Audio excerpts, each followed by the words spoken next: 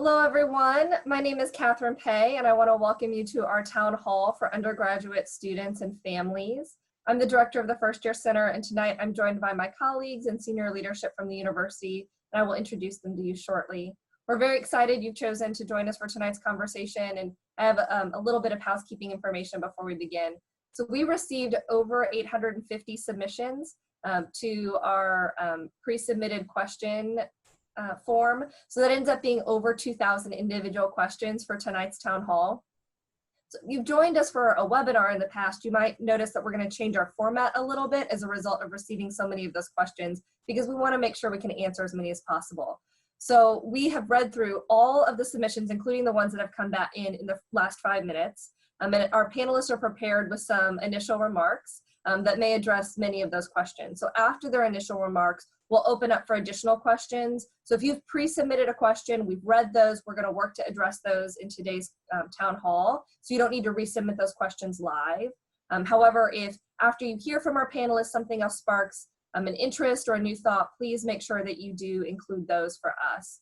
And lastly, we've pulled together many FAQs into one place. Some of you have probably been on the COVID-19 website where there's a really robust FAQ. Each of the undergraduate schools has also created one, residential life, dining, our WUPD, police department. So there are a lot of FAQs kind of floating out there. I know it can be hard to keep track of them all. So we put them all into one place, and we'll share that with you tonight as well. Now, I want to make sure you know how to submit questions during this town hall. So if you're logged into Zoom, you'll notice that we've given you the ability to ask questions using the Q&A feature. If you're watching via YouTube, you can submit your questions using the chat feature or the comment function in YouTube. Some of our professional staff are helping us to field these questions. So you'll see lots of people on the screen with a shield picture, and it says First Year Center. Those are our professional staff who are helping us to cull through the questions that we receive live and make sure that the pre-submitted questions are in the queue for us and our panelists to answer.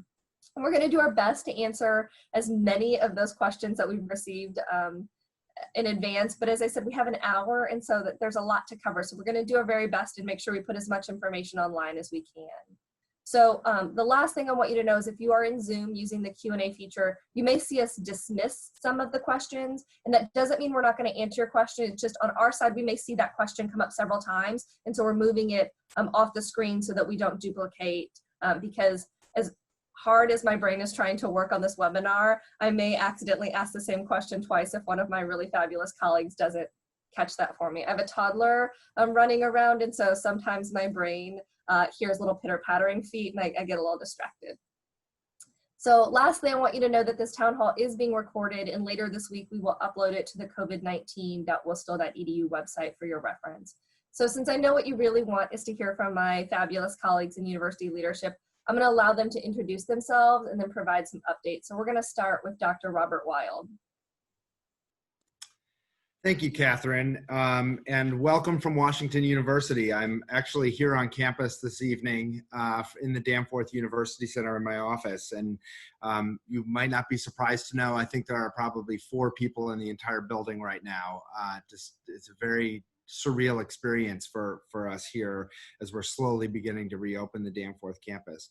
For those I have not met, as Katharine said, my name is Rob Wilde. I'm the Interim Vice Chancellor for Student Affairs, and I've been at the university for 21 years. I've spent a lot of my career in student affairs, particularly in residential life, and so much of our planning around housing is near and dear to my heart, and you're going to hear from my colleague Kawanna Leggett a little bit later. I'm hoping that everybody's had the chance to review the materials that were sent out on Friday. We have been working hard all summer. Actually, most of us have been working almost around the clock since March, as we have been thinking about not just the end of our spring semester, but how do we think about reopening the campus this fall. And so hopefully we will answer many of your questions here today. Our planning for the fall has really been guided by a couple of key priorities. Obviously, we've always wanted to bring us back together if we felt we could do so safely. That has been our planning charge all along, whether it's trying to provide in-person teaching on campus, trying to provide a residential experience that is minimizing the potential for spread. That has always been our goal. And so, as I said, planning principle 1 is the goal of bringing students, faculty, and staff back. And the second goal, of course, is that the safety, health, and well-being of our entire university community is now, as it always is, but now more than ever, our highest priority. As we move through the summer, and a theme that you'll hear from us today has always been this theme of flexibility. The conditions around COVID-19 continue to change nationally and locally here in St. Louis. I just saw something flash across my screen with my wonderful St. Louis Cardinals, if you're a Cardinals baseball fan. And that just as a reminder, the challenges that we face both here and around the country related to COVID. I also want to steal a little bit of thunder from my colleagues who have been hard at work on the health side. Dr. Cheri LeBlanc, you'll hear from later. But this really boils down to, at the end of the day, 4 very simple principles that will lead to our success this fall. I've been saying them all summer. You're going to hear them from us today.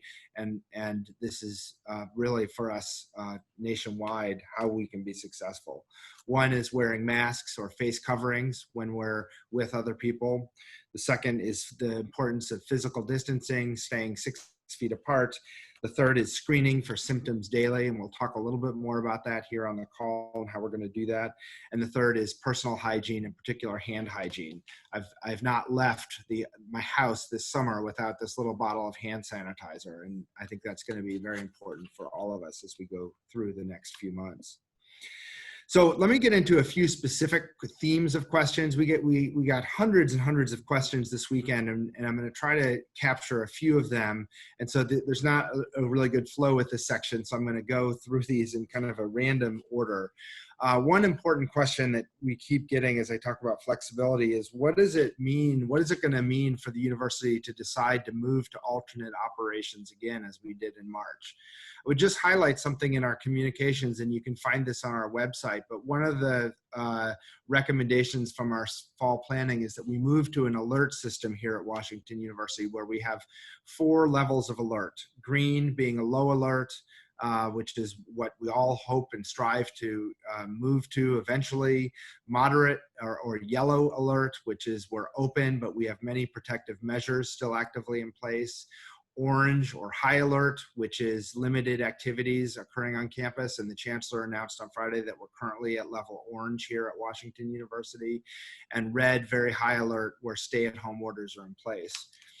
There are several things that would cause us to move between the levels. I wanted to just share some of those here. Of course, those involve things that you're reading about in the media related to transmission rates, accessibility of testing, the availability of personal protective equipment for people here in the community, our own contact tracing capabilities, the capacity of the healthcare system, not just here on campus, but in the St. Louis community, our views on the rate of compliance with the public health requirements, both on and off campus. That's going to be critically important for us. And you're going to hear a little bit about quarantine and isolation later, but we must, in order to manage our success, we need to make sure we have that quarantine and isolation housing, and the numbers of students using that would also be something that could cause us to move to a different level. I also so I'm just, as I said, I'm jumping around. I have 3 more things I wanted to say. One is we've received some questions about the spring and when we'll make decisions about spring, and do we know what the spring looks like. As all of us have experienced, the uncertainty right now is just difficult. On behalf of all my colleagues here, I'm very sorry for how hard this summer has been for all of you, because we know that. We've heard from many of you. And so as we think about the spring, unfortunately, we're not going to be able to tell you anything today other than the fact that on Monday, January 25th, we are planning to begin the spring academic calendar, and that date has not changed. That will continue to be the case.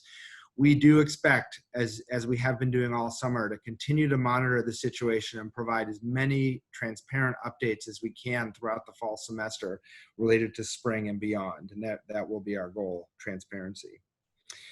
The second of my last 3 questions, we received some questions about tuition and fees, and what are the decisions the university is making about tuition and fees. One important decision I want to make sure you're aware of is that we are not posting tuition or housing or any of our other fee bills on student accounts until early September. We feel we need to be able to accurately reflect the housing charges and other fees that pertain to individual students' situations. So we are delaying that, the posting of that this fall until September, which is quite late for those of you who've done this before. We also are continuing to look at our fees, including our housing fee, which tends to be our largest, our dining fees, our health and wellness fees, and we'll be making adjustments as we did in the spring as we can to reflect the changes and the environment and what students receive from those fees. And as I've said over the summer, we're not raising those fees. Those are all fees that would likely be decreased when they're posted to the bills. And finally, the question we continue to receive about tuition. We are not changing our tuition rates as we go into the next academic year. We believe very strongly that our WashU students are all continuing to receive world-class instruction from our outstanding faculty, and the delivery of the instruction, whether it's in person or remote this summer, has required a significant investment on the part of the university that Jen Smith is likely going to talk about a little bit better, or a little bit later on in the webinar. But we feel really great about what we've learned, not just from the spring, but as we look into the fall. The quality of the experience for our students, we believe, is going to be high. And then last but not least, I want to just mention the intention form that was mentioned by me in my letter on Friday that has caused a little bit of confusion. We put a pretty short turnaround time on the intention form that we're asking every single undergraduate student to submit by 5 p.m. Central Standard Time or Central Daylight Time on Wednesday, August 5th. The purpose of this form is to continue to inform our planning. We did conduct a survey 2 weeks ago where we got some good data. Now that we've shared the plan, the intention form again is designed so that we can understand every single student's intention as of now, as you've seen the plan. It helps us plan related to housing as well as our instruction. And so we would ask that everybody put their intention by 5 p.m. on Wednesday. Some have asked, well, is that binding? Well, back to my theme earlier of flexibility, it is not going to be binding. We are going to be making changes throughout the next few weeks as students find out their housing. We also recognize that students may want to change their situation there. And so what is put on the form is really there for us to help with our planning. So I think that answers my questions. I'm sorry for taking so much time from my panelists, but you will hear from me later on. So thank you again, everybody, and thanks especially to my colleagues on the call here today. Thank you, Rob. Dean Jennifer Smith. Okay, thanks so much, Katharine. So I want to start out first by saying all of the schools are having some oh, my dogs are barking, I'm sorry. They miss you too. So you will learn a lot more about the planning for fall courses in each of the schools by checking out the school-specific town halls. And so I'm not able to get too much into the weeds here because we have a lot to cover. So I strongly recommend that you attend, if you can, one of the school-based town halls. I think the links are going to go in the chat so you can get them if you don't already have them. So a lot of the questions we got were pretty basic about the types of courses and knowing who can enroll in what courses depending on where they are. So we've sorted our classes into 3 groups. There's remote, hybrid, and classroom instruction. Where can you find this? If you go in course listings and click on the details for a course, you'll see instruction type, and it will say one of those 3 things. Remote courses are exactly what they sound like. They're offered fully remote. Some of them may have optional in-person gatherings for people who are on campus, but all of the content will be delivered fully remotely. Hybrid has some in-person component, but it will be accessible for people who are fully remote. So anything in any of the hybrid classes will be available to people who are remote. But if you're on campus, you'll be able to take part in those classes from a classroom. So regardless of where you are, where in the world you are, you can enroll in any course that is either hybrid or remote. And like I said, you can find that in your course listings. The only courses that don't allow for remote participants are going to have this classroom instruction type. And they're very rare. So I know, in arts and sciences, we have maybe 5 of them. And it's like Woody Plants of Missouri, where the whole class is about going around campus and studying the trees that are on campus, right? So as long as you don't have those, you're totally fine. If you are enrolled in a class with classroom instruction, you should talk to your advisor about, and you plan to study fully remotely, talk to your advisor about switching things up. There are alternatives for all of the classes that you would need that can be accessed remotely. And so again, very, very small number of classes, and those classes are prepared if they have to pivot to remote later on in the semester. So that's the basics. We have been working to update, at least in arts and sciences, there's more than 1,300 classes, and we have to go in manually and update all of those. So we've been doing that. Far more information will become available through course listings, things like whether remote courses are going to be synchronous or asynchronous. We're going to continue to update, and you'll get more and more information as we adjust, knowing how many students are planning to study on campus. And so that's one of the reasons why we're so interested in getting this information. Let's see, what else did I want to cover? So anybody who wants to study remotely can study remotely. Nobody is obliged to come to campus. And if you come to campus, you may still take your classes remotely. So there is not really a coupling, except for those couple of classes, those few classroom instruction classes, between the classes and where you are. You have total flexibility, either on campus or off campus, to participate in 99+% of the classes that we have. And so the best person to reach out to if you want to work through changing things up will be your advisor. I know the last thing anybody wants to hear at this point is wait any longer, but things are going to be evolving. We may be making some switches. We can add some classroom components to some classes, some optional classroom components, as we see how many people are fully remote. So there's gonna still be some evolution. Faculty are taking course design institutes as we speak and thinking about their classes. So I do encourage you to reach out to your professors if you need to know something about a particular class in order to make a decision, but other than that, wait. And then last but not least, a lot of questions that we got were, what if this is just not going to work out for me this semester and I want to take a leave of absence? So we talk about this in 2 different groups. Well, you're all returning students, not new students, so you would all take a leave of absence. Gap year is for new students, entering students who haven't been here yet. You can take a leave of absence that can be for 1 semester. And this is the important distinction. So gap years, if you haven't been here yet, you got to take a year. It's a gap year. There's no gap semester. Leave of absence, however, can be 1 semester. There are forms for each of the schools. You request a leave of absence through your home school, and there are policies and procedures associated with that. So if you want to take a leave of absence, that's something to talk to your advisor about, talk to your home school about, and yes, it can be for 1 semester. If you're planning on doing that, for all of our planning purposes, it would be fantastic for you to let us know, but there is not a deadline on taking leave of absence.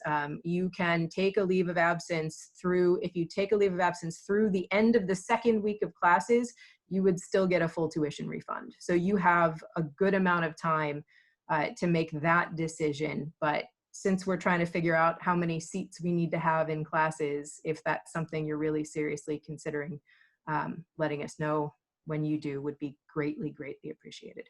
So I will hand this off to the next of my colleagues.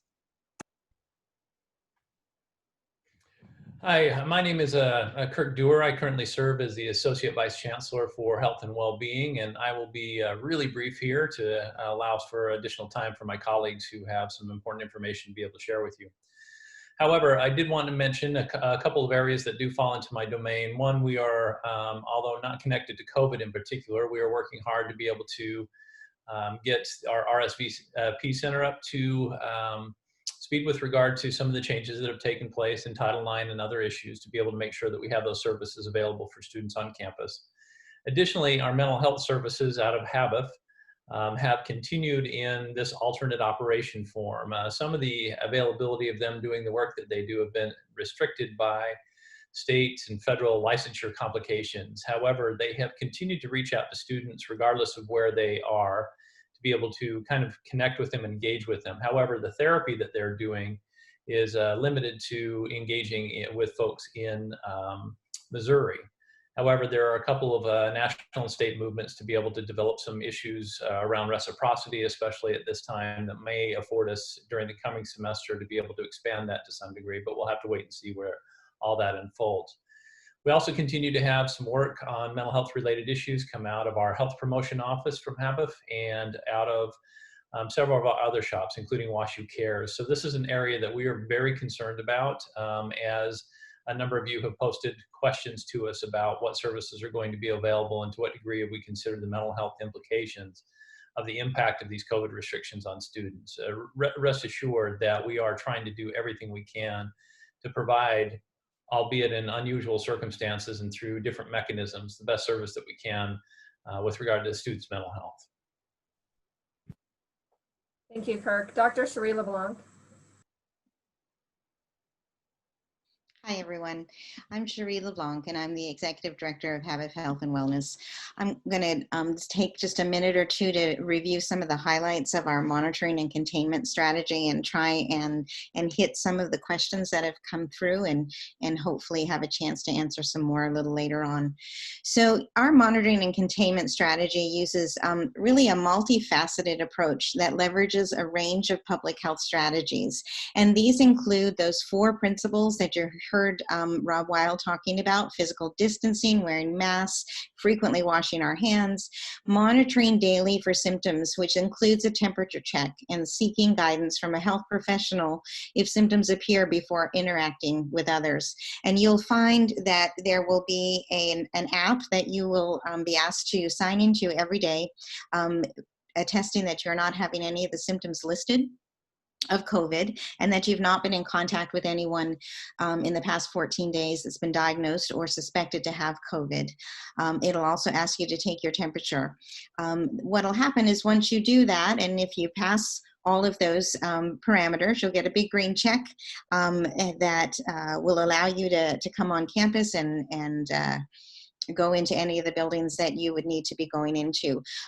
If you answer a question in a way that would have you fail that screen, you'll get a big red X and instructions on how to call Habif. Habif will also get an email saying that you weren't successful in your screening that day, and we'll be reaching out to you to see what the problem is, what's going on, and how do we manage it at that point. I'm trying to make sure that I stay on track with you all. We'll soon be sending an online training for you all with a primer on COVID disease, our prevention efforts, and ways to stay healthy on campus.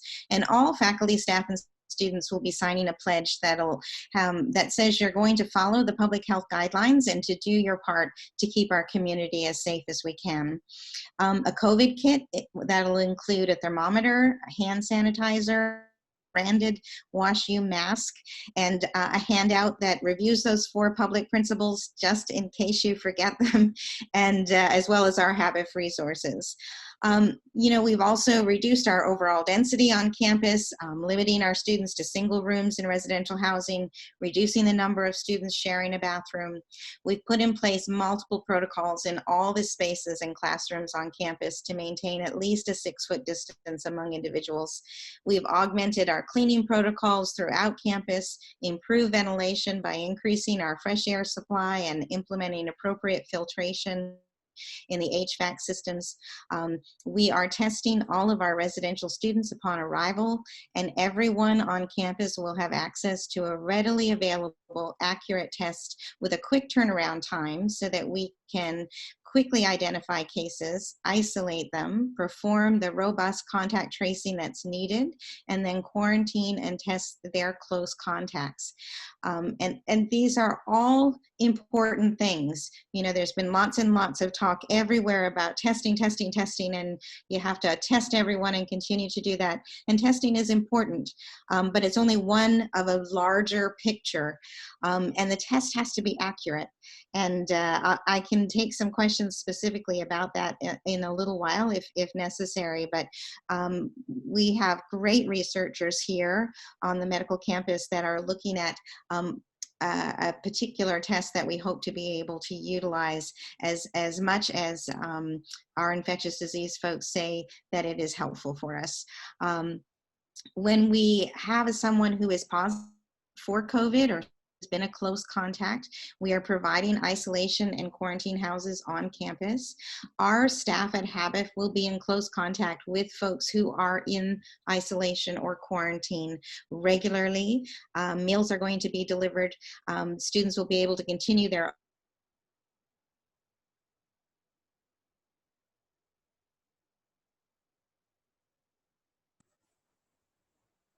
mandated the flu vaccine, faculty, staff, and students. We hope to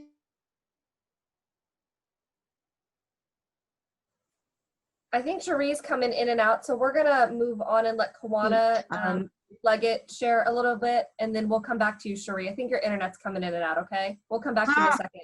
So sorry. Sure.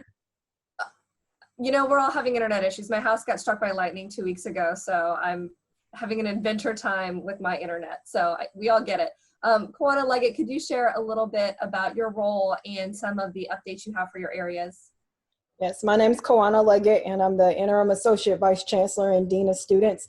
I work with the first year center that includes Katharine and her amazing team, Campus Life, Student Conduct, and the Office of Residential Life. So let me start by really talking more about residential life. I certainly understand this has been a very difficult situation that all of our parent families and students have been navigating.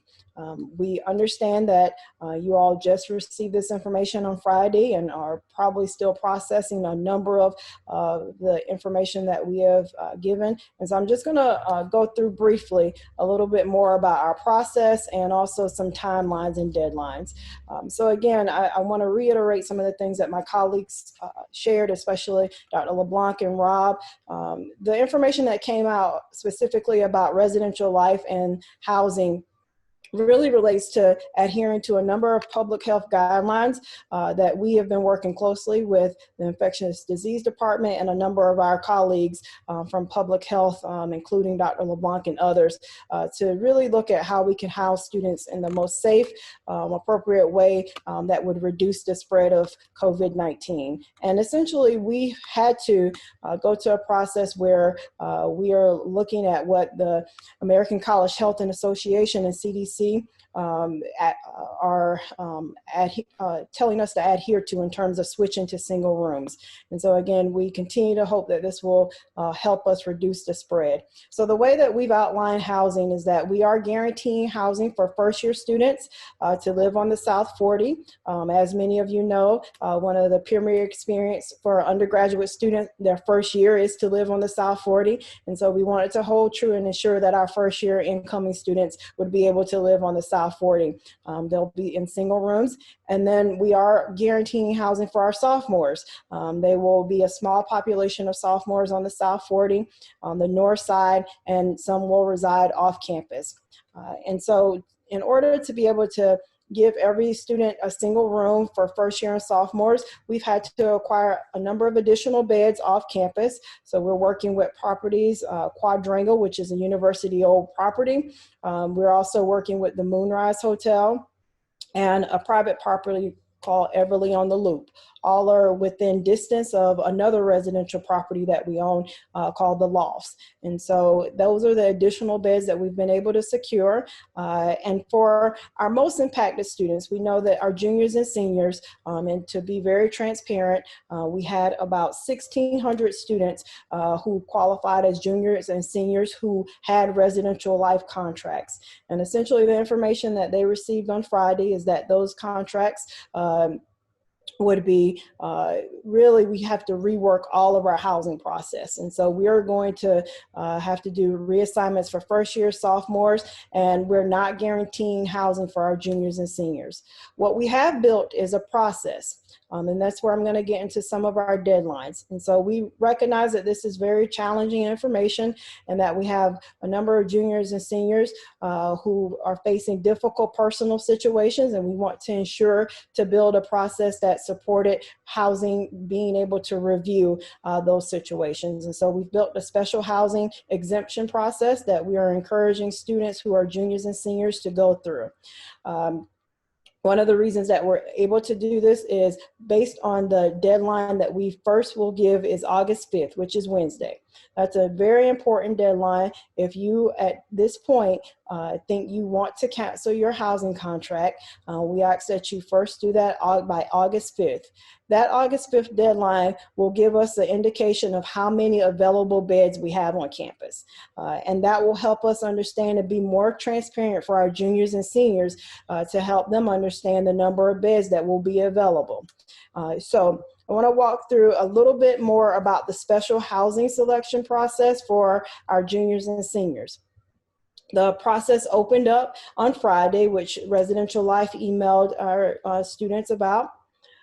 Monday, August 10th is when the process will close. And so you have a little over a week to submit that application if you're a junior and senior. We have a review team that includes more than just Residential Life. We have members of our Habif Health Center. We have members of our Center for Diversity and Inclusion, WashU Cares, and Disability Resources, and a number of other campus partners to review all requests that come through this process. We hope to make decisions by August 17th for those juniors and seniors that have gone through that process. There's two parts of this, is that there's if you follow that link, you will find the process to go through the exemption process, but we also have created a wait list. And so if you look at the exemption process, if you don't qualify for any of the criteria that we've outlined, you're able to put yourself on a wait list. And again, the deadlines matter because August 5th, we'll know a little bit more about our availability in housing. And so a number of this information, and I believe our colleagues at the First Year Center are putting some FAQs and other information about the process in the chat box for you to click on. All of this is outlined in our FAQs, and specifically our dates. So we've also got a number of questions about overall, if students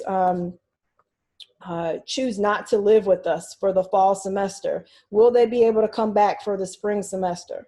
Right now, that's a little hard to tell because we are going to evaluate from a public health standpoint whether or not what the academic year is looking like. We'll also need to know whether or not we are able to honor any existing contracts because we'll have cancellations come in. And so we won't really be able to tell that number until probably November if you're going to be able to come back to housing in the spring. And so again, we would ask that you have a little bit of patience as we look at what our numbers are going to be like for the fall semester. And I know that's a hard, thing when you want to really get your housing secure, but we're hopeful that we'll give you a little bit more information about spring housing back in when we get to November. And so again, I want to just reiterate, this is a very challenging time. Our Office of Residential Life has processed a number of concerns that you all are sharing. We're listening to your feedback. For our juniors and seniors on the call, we are working on a communication that will go out probably early tomorrow that will share a bit more resources for off-campus housing. We're also hoping to be a bit more transparent in the numbers of available beds that we have. And that will be based on the numbers of cancellations that are coming in. So our goal is to try to provide resources and be as transparent as possible as we navigate the next couple of weeks. Thank you, Kawanna. Heather Corcoran. Thank you so much. I will be brief. I know there are many questions that we want to answer. My name is Heather Corcoran. I am a faculty member in the Sam Fox School of Design and Visual Arts. I've been at WashU for a long time in faculty and administrative roles. working largely with undergraduates. And my role in this was to help think through how we will manage student events and university events. That's kind of an evolving area given local guidelines and the changing state of the pandemic in St. Louis.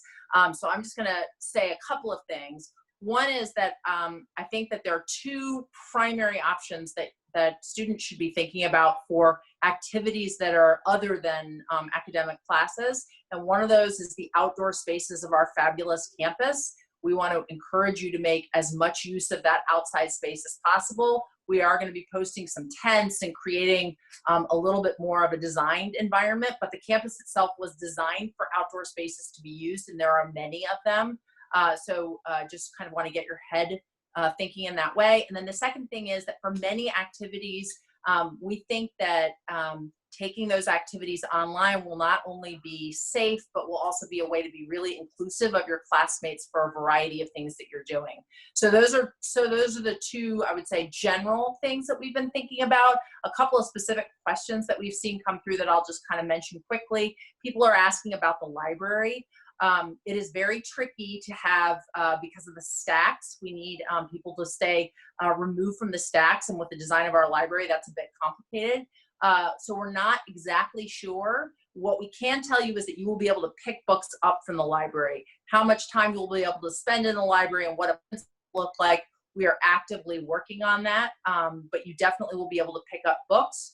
We've also spent a lot of time thinking about the gym. A place that I know that many of you want to go regularly. Again, we don't know what the local guidelines are going to be, so we can't be absolutely certain of what the gym protocols are, but I can assure you that the staff have worked really hard to outline a set of practices that we think would work really well if the health conditions allow. So you'll need to stay tuned on some of those details, but know that we are on the sort of centrally organized ones, and that we are seeing outdoors and online as two awesome options. Okay, thanks. Thank you. Dr. LeBlanc, I know that we lost you for a little bit. I have two specific questions I'm hoping you can answer that we've received quite a few times. Will testing be available for students who are not living in residential life housing but are in the St. Louis area off campus? And then the second is, will isolation and quarantine housing be available to students not living in residential life housing but are, living adjacent to campus? Sure. Hopefully I'll stay on and people can, I just saw it looks unstable. Can you hear me? Okay, I'm going to talk really fast and hope that I get this out. Our researchers at the Med Campus have a test that we are hoping we are going to be able to use in the kind of surveillance that everyone is asking about. It is still undergoing investigation. We do know on this date today that we will be able to utilize it at least for our residential students on that one time coming in.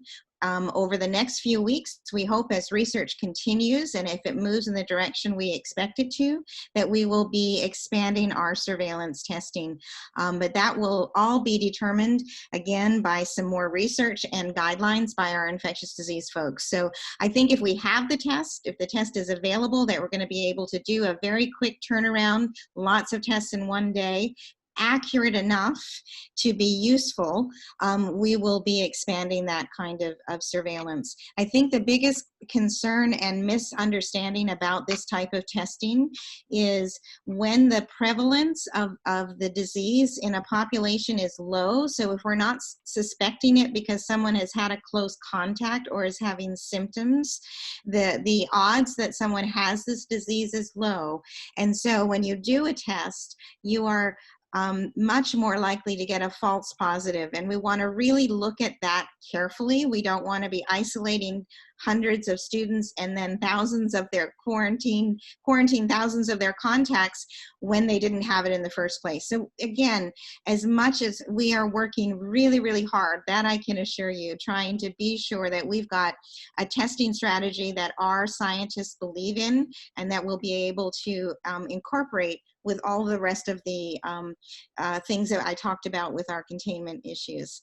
The second question, yes, isolation and quarantine housing is available for anyone. And we're still kind of working through all the kinks of that, of when we would have someone quarantine or isolate on site versus in their own space. Part of it will depend on is it safe for them to do it where they are. What I can absolutely assure you is our staff at Habif will be in close contact regardless of where you are. If you decide to isolate or quarantine in your own apartment where you are versus on site. So that kind of medical backup will be there. Okay, I'm going to stop, Katharine, in case you have another question or I fade out again. Thank you. You know, everyone is learning how to use their home internet in new and challenging ways. Rob or Kawanna, I'm not sure which one of you wants to answer this question first, but you know, the university is putting in a lot of expectations for our students, our faculty and staff in order to make sure that we are safe, to wear masks, to physically distance from one another, to make sure we're washing our hands often and appropriately. Are there going to be any consequences or enforcement to ensure that we as a community are following by those guidelines to keep each other safe and well?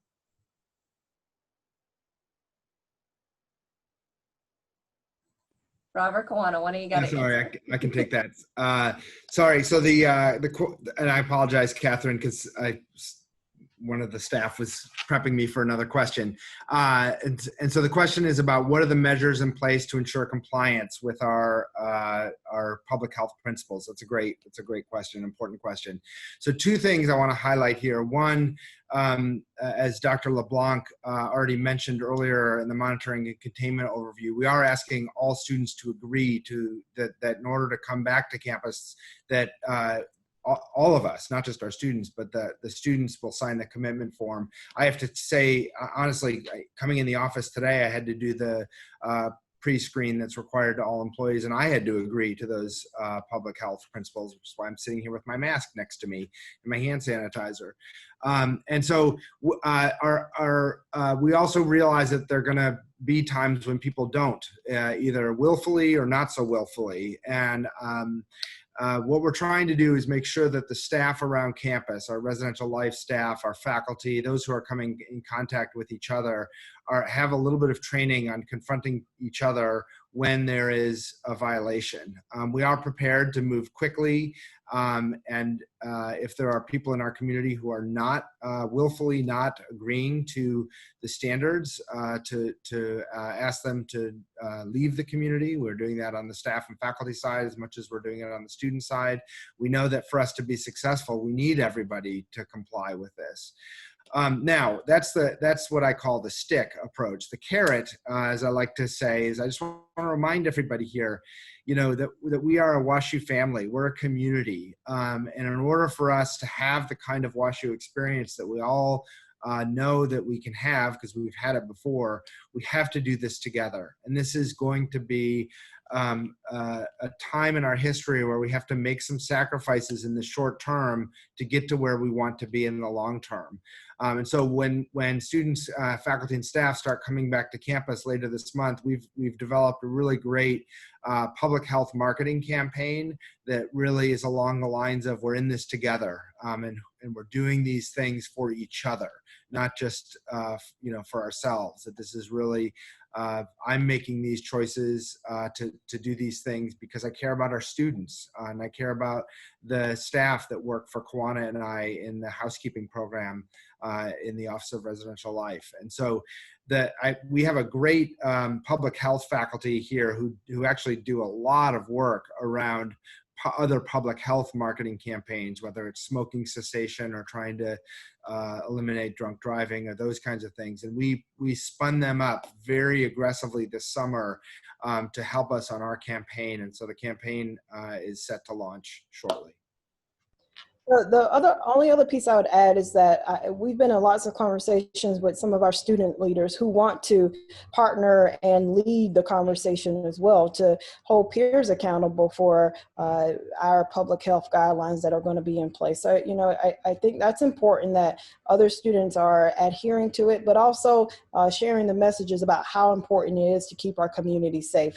I will also give special consideration to our Office of Student Conduct and Residential Social Life, led by Cheryl Mauricio. They're working on a lot of behavior modifications and ensuring that students, as they come in, are provided lots of information about what our expectations are and what happens when students don't adhere to those expectations. Thank you. Dean Smith, students are asking questions about hybrid, remote, in person. If a student were to start out in person, but then decided that they need to go remote for personal or family reasons, is that something they could decide later if they're in a hybrid course? Absolutely, that's something that they can decide later. I mean, and for a lot of the hybrid courses, especially the larger ones, students wouldn't be in person in class every day anyway. They'd be attending in a rotation, be attending remotely once a week and in person once a week. And so it should be very easy to switch between remote and hybrid. I mean, and even the few classroom instruction classes, those faculty are all aware that they may have to pivot to fully remote later in the semester. And so it's not like if you're in one of those that requires in-person attendance, if you're sick or if you're, there will be ways to accommodate even those. So absolutely, you don't have to choose up front. Great, thank you. Kawanna, a couple questions for you related to dining. So I know that there's a dining FAQ on their website that they're updating, and so we'll put that information in the chat, but do you have any sense of what dining will look like on campus? I mean, my office is right across from Barristan. I can't imagine that I'll be able to be in Barristan with 200 people at the same time, unfortunately. Well, Katharine is very right. Both of our offices are located within dining facilities, and I eat dining every time I'm on campus. That's my go-to lunch meal, and so know that for our students, I have those same questions about what the dining experience is going to be. Luckily, I've been working closely with Greg Minner, who oversees our dining program. We held a number of meetings around the housing and dining experience. Dining is ready and prepared to continue to have a stellar program as they've always had over the last few years. Certainly it will look differently. They are going to have all their locations open except for the Law Cafe for the upcoming year. The hours will be adjusted a bit to allow for adequate cleaning and sanitary, but there will still be plenty of dining options around campus. I'm going to put a link in the chat box for where you can find where to eat as we get more of the full list and up-to-date dining hours of operations. While indoor seating will be reduced to capacity to allow for physical distancing, there will be more outdoor seats to increase physical capacity for not just only inside but outside locations. They're also working on places where you can dine and study and sit and eat safely. The other piece, and if I can just chime on a little bit more, we know that dietary options continue to be things that come up, and so they will be providing a variety of dietary needs to address any concerns that our students may have. They're introducing new top 8 allergen-free station at the Bears Den, and they're expanding the availability of kosher and halal pre-packs on campus. Again, more information can be found on the website, but we also have an amazing dietitian, Rebecca Miller, who is more than willing to set up personal time to talk with folks one-on-one. They're also going to create pre-orders through Grubhub campus app, and so lots of options from the dining perspective. Thank you.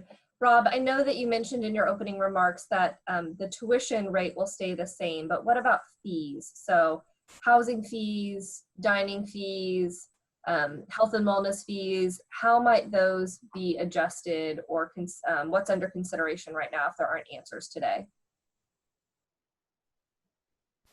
So let me go back in a little more specificity for that. So for the housing fees, again, what's complicated with this, just to be very transparent, is that there's different rates in our existing system for double rooms, and single rooms, depending upon whether you live in a newer building or an older building. And so we're going to go to a much more simplified rate structure for the coming fall that basically just has a small handful of rates, depending upon whether you're in a traditional or in a modern or in a apartment with a kitchen.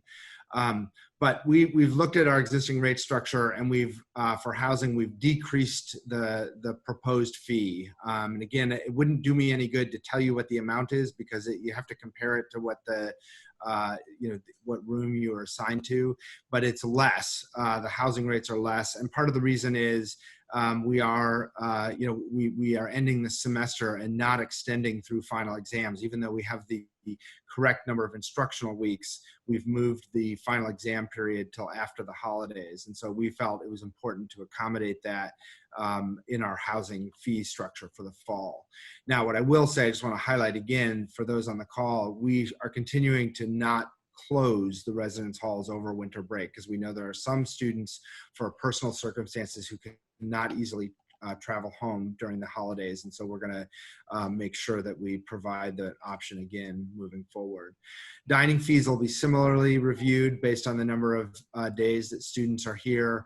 And we hope to have those details up very soon. We've received a lot of questions about the off-campus meal plan, because we have some students now who will have kitchens that were not previously expecting to have kitchens. And I think I will go back and say what I said at the outset, which is we're being really flexible with our existing policies related to these fees.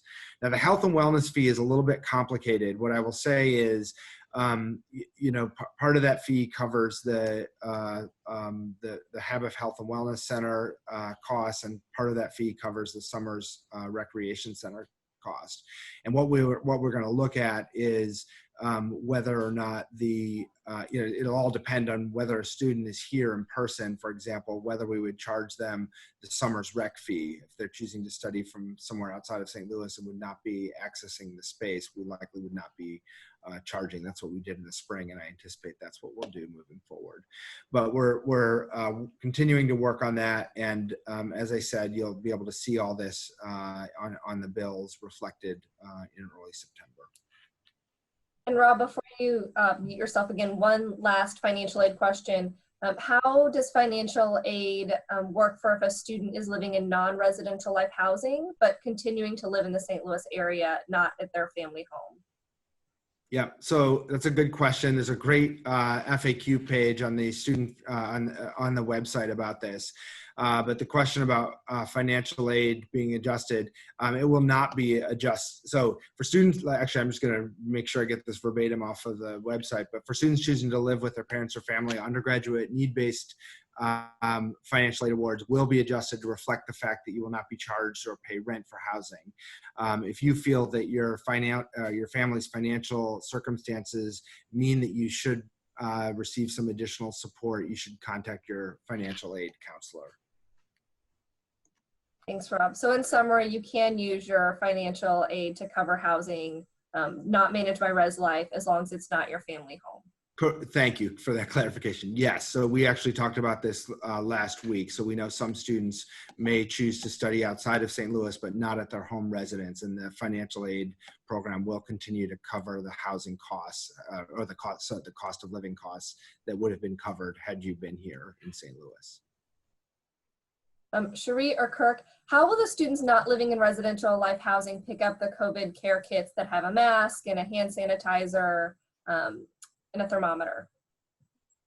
We're currently working with the dean's offices of each of the schools to figure out distribution. So it hasn't all been planned out to the finest detail yet, but they will be available for everyone.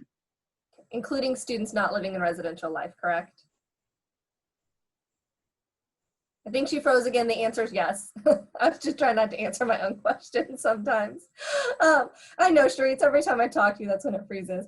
Kawanna, I have a residential life question for you. So if a student receives their housing assignment, but then decides, maybe I want to stay at home or I want to get an off-campus apartment, are they able to then cancel their housing contract after they see their housing assignment? Yes, we know that this is a process that has many layers to it. The first is determining whether or not you want to continue to live in housing by August 5th. Our students that will get a housing assignment, particularly our first years and sophomores and any approved juniors and seniors, we know that that may not be the housing assignment that you thought was going to be the most ideal. And so we've built in another housing assignment cancellation deadline. And so between August 5th and August 24th, our Res Life team will be working very hard to place all of our students in the available bed spaces. You will hear more about your housing assignment the week of August 24th. Our goal is to release housing assignments that week, early in that week. And then we're going to give students until August 31st to cancel their housing contract without a penalty. And so you will have another built-in deadline. Another question that has come up quite a bit is for our students who had housing contracts, for our particular returning students that had gone through our housing assignments process, and now we're not guaranteeing housing for those juniors or seniors, or for the first year and sophomore students who are saying, you know what, I still don't want to live in housing. I'm going to choose another pathway. I want to just be clear. For the next academic year, should we go back to our regular housing assignments process and not have to reconfigure our occupancy, your housing will be honored. And so the way our process works is that basically if you move off campus, you kind of lose your priority in our assignments process. Knowing that we're in this year where we've actually not guaranteed housing for a particular group of students, and we've been more open about how you cancel your housing contract, for the upcoming year, should nothing change with configuration, we will honor all those folks that had those existing housing contracts. I know that was a long way to explain something, so I hope that made sense. The short answer, I think, is that yes, you can cancel your housing contract after you see your housing assignment, and you maintain priority even if you don't live in residential life housing this year because we didn't option. Correct. Katharine has a beautiful way of synthesizing all of our long messages. Thank you. Dean Smith, I have another question for you about leave of absence. So if a student chooses to take a leave of absence for a semester, are they still able to utilize university resources such as the library or the Career Center, or are those on pause until they return?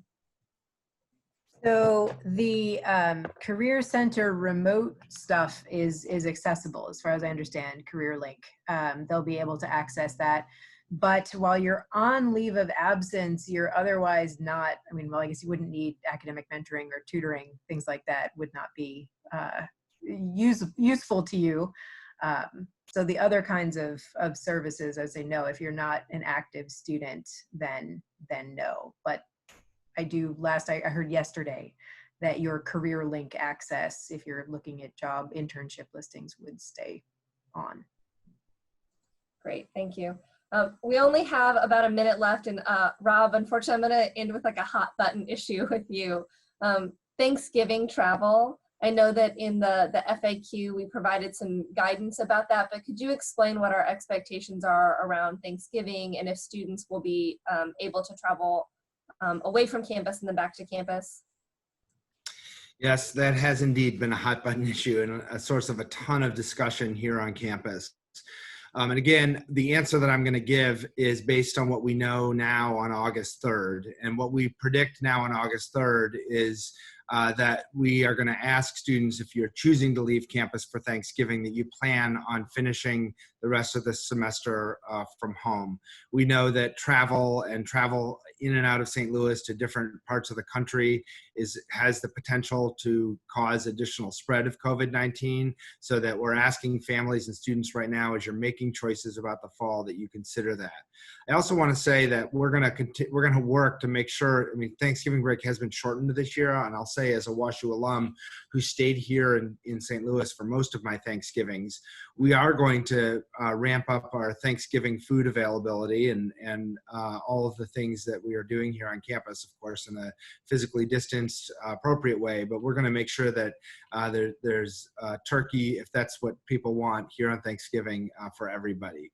But it's a really important question. And I'm going to just take my last word here and kick it back to Katharine and just say again how much I really appreciate everybody for your flexibility. We know this has been a very, very hard end to the spring semester, a very difficult summer of uncertainty.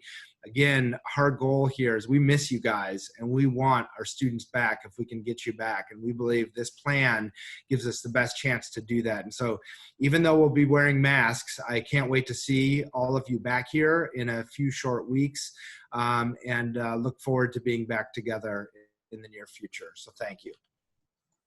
Thank you.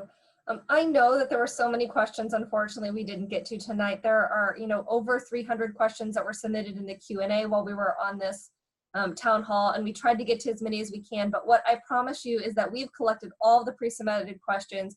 We're collecting all of the ones that you submitted during this town hall. And if we didn't get to it, we are going to send all of those tomorrow to our campus partners and have the university's COVID-19 website updated with more robust FAQs, our campus partners who have unique ones for their schools or their departments. And so we will send more information to you soon about those questions. There is one that I do want to answer though, that I've seen a lot. Again, going back to this intention form that's due on Wednesday, if all of your classes that you want to take say that they are remote, but you want to live in residential life housing or you want to live in the St. Louis area, you still can use university resources. So you're saying that you're taking your classes in person. Even though I know that your classes are online, you're going to say that you're here because we want you to then be able to use the dining facilities, the library, all of the physical resources, the rec center if we're able to have it open. So I know there's a little bit of confusion there, but if you're going to be in St. Louis and you plan to come to campus, say that you're going to be on campus or studying in St. Louis, even if all your classes say they're remote. So again, I know we weren't able to get to everything, but we will do our very best to get some more answers up on our websites later this week. So panelists, thank you so much for speaking with us tonight and sharing all this important information regarding the university's fall plans. For our students and families, I know there's still a lot of questions we couldn't get to and a lot of answers where we have to say we're working on it, but I promise you we are. Everyone on this call was working all weekend to try and make sure that we were able to answer as many of your questions today as possible. You will be able to find a recording of this town hall at covid19.worcester.edu later this week. And if you have additional questions, which I know you will, because I have additional questions as well, I encourage you to email covidquestions@worcester.edu, and we're going to put that in the chat. Or you can call the COVID hotline, which we'll also put in the chat. So covidquestions@worcester.edu or the COVID hotline, and there'll be someone there to be able to help you. We're working through these as quickly as possible. Thank you so much for your patience and giving us grace, but you will hear from us soon. And we hope that you're able to have a few enjoyable and relaxing and enjoyable something can be during a pandemic, but enjoy those days before the fall semester begins. And we will be in touch with you soon. So thank you so much.